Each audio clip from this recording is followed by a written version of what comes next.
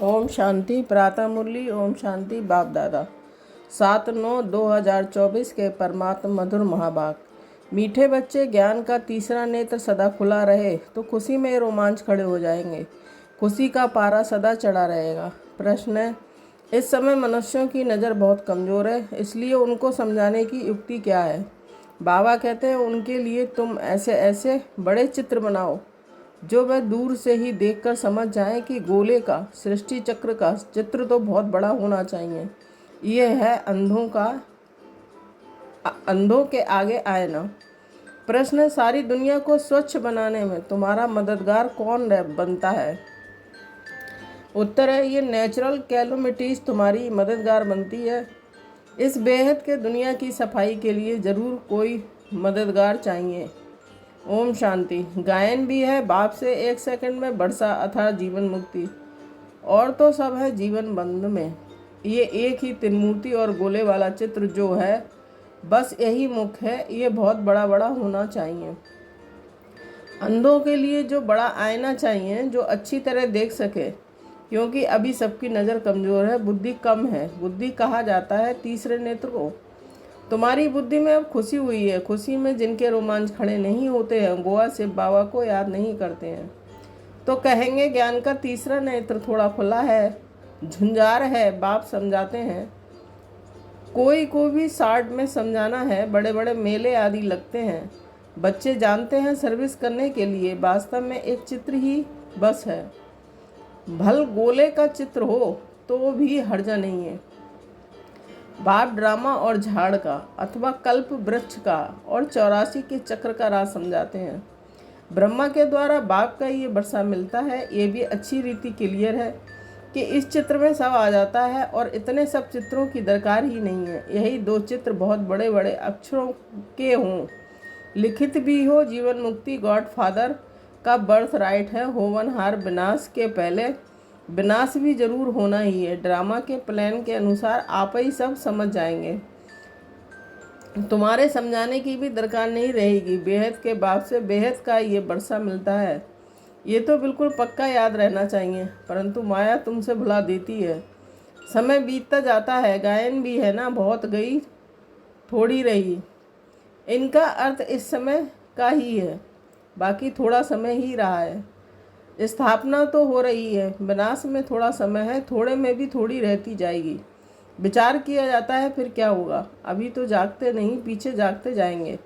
आंखें बड़ी होती जाएंगी। ये आंखें नहीं हैं, बुद्धि की आंख।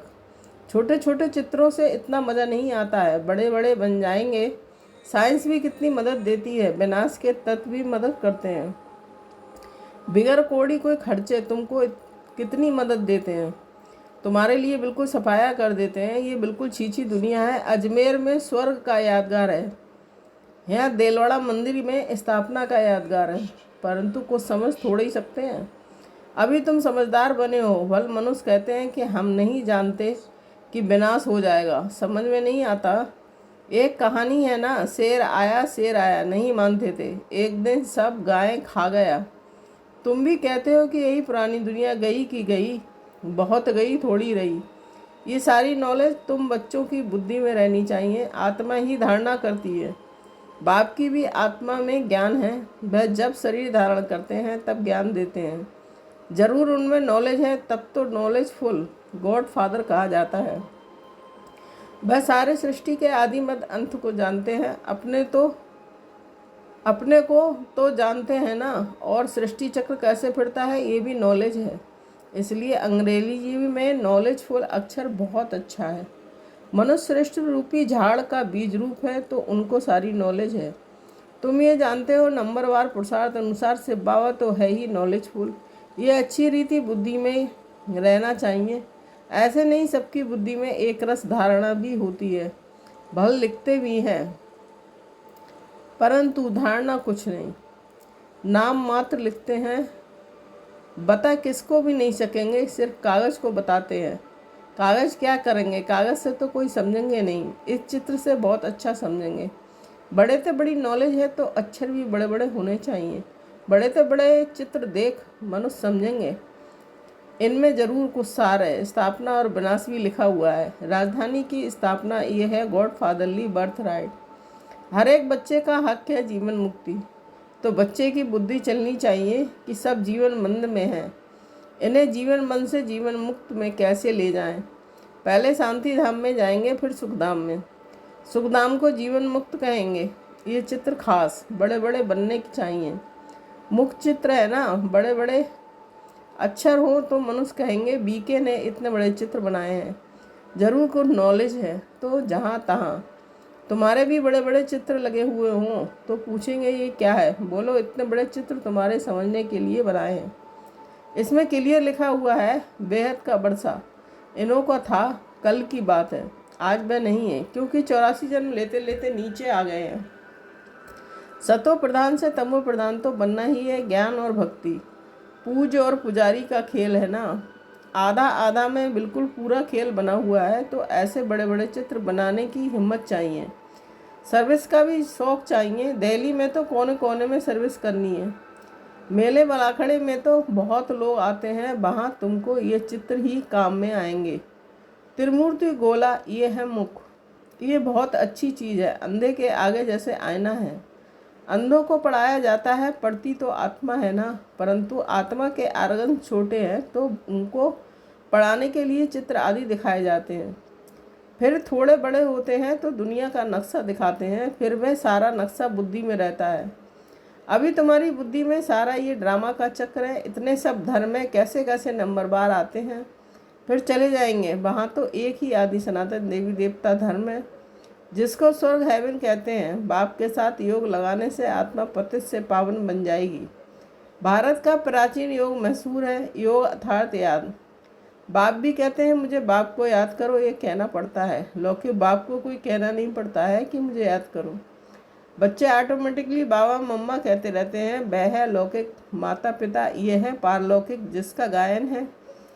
तुम्हारी कृपा ते सुख घने रे। जिनको दुख है वही गाते हैं। सुख में तो कहने की दरकार ही नहीं रहती। दुख में है तब पुकारते हैं। अभी तुम समझ गए हो कि ये माता पिता बाप कहते हैं ना कि दिन प्रतिदिन तुमको गुइये बातें सुनाता हूँ। आगे मालूम था क्या कि माता पिता किसको कहा जाता है? अभी तुम जानते हो। पिता तो उनको ही कहा जाता है। पिता से वर्षा मिलता है ब्रह्मा के द्वारा। माता भी चाहिए ना, क्योंकि बच्चों को अडॉप्ट करना है। ये बात किसके भी ध्यान में नहीं आएगी। तो बाबा घड़ी घड़ी कहते हैं मीठे मीठे बच्चों, बाप को याद करते रहो। लक्ष्य मिल गया फिर भल कहाँ भी जाओ। विलायत में जाओ, 7 रोज का कोर्स किया तो बहुत है।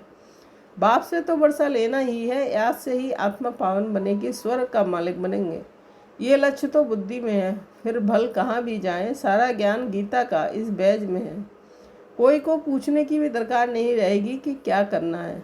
बाप से वर्षा लेना है तो ज़रूर बाप को याद करना है। तुमने ये वर्षा बाप से अनेक बार लिया है। ड्रामा का चक्र रिपीट होता रहता है ना। अनेक बार तुम टीचर से पढ़ करके कोई ना कोई पद प्राप्त करते हो। पढ़ाई में बुद्धि योग टीचर के साथ रहता है ना। इम्तहान चाहे छोटा हो चाहे बड़ा हो, पढ़ती तो आत्मा है ना। इनकी भी आत्मा पढ़ती है टीचर को। और फिर ऑब्जेक्ट को याद करना है। सृष्टि का चक्र भी बुद्धि में रखना है। बाप और वर्षे को याद करना है। दैवी गुण भी धारण करने हैं। जितना धारण करेंगे उतना ऊंच पद पाएंगे। अच्छी रीति याद करते रहते हैं। फिर यहाँ जाने आने की दरकार क्या है, परंतु फिर भी आते हैं। ऐसा ऊंच बाप जिससे इतना बेहद का वर्षा मिलता है, उनसे मिलकर तो आवे। मंत्र लेकर सब आते हैं। तुमको तो बहुत भारी मंत्र मिलता है। नॉलेज तो सारी अच्छी रीति बुद्धि में है। अभी तुम बच्चे समझते हो कि विनाशी कमाई के पीछे जास्ती टाइम वेस्ट नहीं करना है।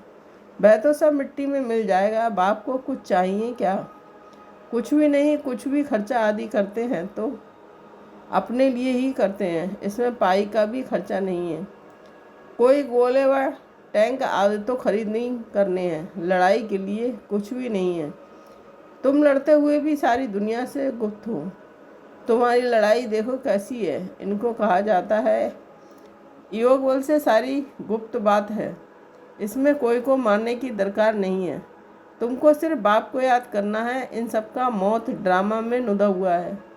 हर 5000 वर्ष बाद तुम योग बल से जमा करने के लिए पढ़ाई पढ़ते हो। पढ़ाई पूरी हुई, फिर प्रारब्ध चाहिए। नई दुनिया में पुरानी दुनिया के लिए ये नेचुरल कैलमिटीज है। गायन भी है।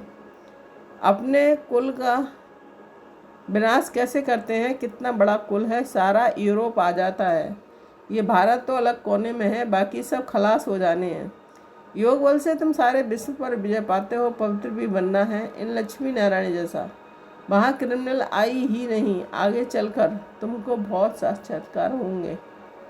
अपने देश के नज़दीक आने से फिर झाड़ दिखाई पड़ते हैं ना, तो खुशी होती है। अब आकर पहुँचे हैं अपने घर के नज़दीक। तुम भी घर चल पड़े हो, फिर अपने सुखधाम आएंगे।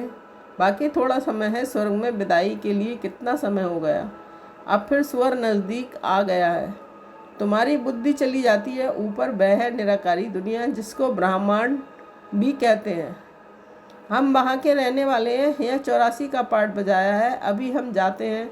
तुम बच्चों को ऑलराउंड शुरू से लेकर पूरे 84 जन्म लेने वाले हो। देरी से आने वाले को ऑलराउंडर नहीं कहेंगे। बाप ने समझाया है मैक्सिमम और मिनिमम कितने जन्म होते हैं। एक जन्म तक भी है, पिछाड़ी में सब चले जाएंगे। वापस नाटक पूरा हुआ, खेल खल्लास। अब बाप मुझे समझाते हैं कि मुझे याद करो, अंतमति सुगति हो जाएगी। बाप के पास परमधाम में चले जाएंगे। उनको कहते हैं मुक्ति धाम, शांति धाम और फिर सुखधाम। ये है दुख धाम। ऊपर से हर एक सतो प्रधान, फिर सतो रजो तमो में आते हैं। एक जन्म होगा तो उसमें भी इन 4 स्टेजेस को पाएंगे। कितना अच्छा। बच्चों को बैठ समझाते हैं, फिर भी याद नहीं करते हैं। बाप को भूल जाते हैं। नंबरवार तो है ना, बच्चे जानते हैं नंबरवार प्रसाद अनुसार रुद्रमाला बनती है। कितने करोड़ की रुद्रमाला है। बेहद के विश्व की ये माला है। ब्रह्मा सो विष्णु, विष्णु सो ब्रह्मा, दोनों का सरनेम देखो। ये प्रजापिता ब्रह्मा का नाम है। आधा कल फिर आता है रावण डिटिज्म, फिर इसलिए इस्लामिज्म। आदम बीवी को भी याद करते हैं, पैराडाइज को भी याद करते हैं। भारत पैराडाइज स्वर्ग था। बच्चों को खुशी तो बहुत होनी चाहिए। बेहद का बाप ऊंचे ते ऊंचे भगवान, ऊंचे ते ऊंचे पढ़ाते हैं। ऊंचे ते ऊंचे पद मिलता है। सबसे ऊंचे ते ऊंच टीचर है बाप। वह टीचर भी है, फिर साथ ले जाएंगे तो सतगुरु भी है। ऐसा बाप क्यों नहीं याद रहेगा। खुशी का पारा चढ़ना चाहिए, परंतु युद्ध का मैदान है। माया ठहरने नहीं देती है। घड़ी घड़ी गिर पड़ते हैं। बाप तो कहते हैं बच्चे याद से ही तो माया जीत बनेंगे। अच्छा, मीठे मीठे सिकील दे बच्चों के प्रति माता पिता बाप दादा का याद प्यार और गुड मॉर्निंग। रूहानी बाप की रूहानी बच्चों को नमस्ते। हम रूहानी बच्चों की रूहानी माता पिता बाप दादा को याद प्यार, गुड मॉर्निंग, नमस्ते नमस्ते, शुक्रिया बाबा शुक्रिया। धारणा के लिए मुख्य सार 1 पॉइंट। बाप जो सिखलाते हैं उसे अमल में लाना है। सिर्फ कागज पर नोट नहीं करना है। विनाश के पहले जीवन बंद से जीवन मुक्त पद प्राप्त करना है। ओम शांति। सेकंड, अपना टाइम विनाशी कमाई के पीछे अधिक वेस्ट नहीं करना है, क्योंकि ये तो सब मिट्टी में मिल जाना है। इसलिए बेहद के बाप से बेहद का बरसा लेना है और दैवी गुण भी धारण करने हैं। वरदान, योग बल द्वारा माया की शक्ति पर जीत प्राप्त करने वाले सदा विजयी भव। स्पष्टीकरण, ज्ञान बल और योग बल सबसे श्रेष्ठ बल है। जैसे साइंस का बल अंधकार पर विजय प्राप्त कर रोशनी कर देता है, ऐसे योग बल सदा के लिए माया पर जीत प्राप्त कर विजयी बना देता है। योग बल इतना श्रेष्ठ बल है जो माया की शक्ति इसके आगे कुछ भी नहीं है। योग बल वाली आत्माएं सपन में भी माया से हार नहीं खा सकती। सपन में भी कोई कमजोरी आ नहीं सकती। ऐसा विजय का तिलक आपके मस्तक पर लगा हुआ है। स्लोगन, नंबर 1 में आना है तो व्यर्थ को समर्थ में परिवर्तन कर दो। ओम शांति। Thank you Baba.